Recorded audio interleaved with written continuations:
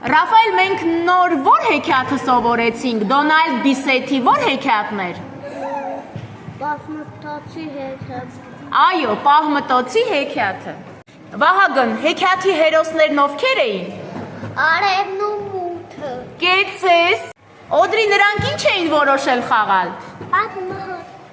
Պահմտոցի, ապրես։ Վահե, նրանք խաղում էին պահմտոցի եւ մութը որտեղ էր թաքնվում։ Երեխաների հետևը։ Այո, երեխաների հետ։ Իսկ արևը նրանց գտնում էր, Սուրեն։ Այո, գտնում էր, չէ։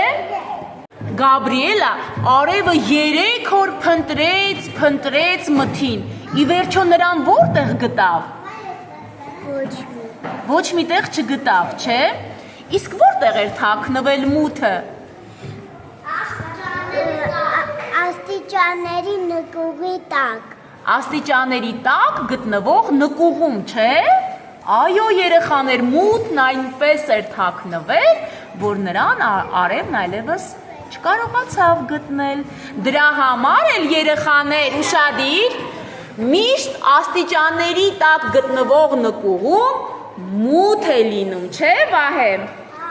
Կեցեք։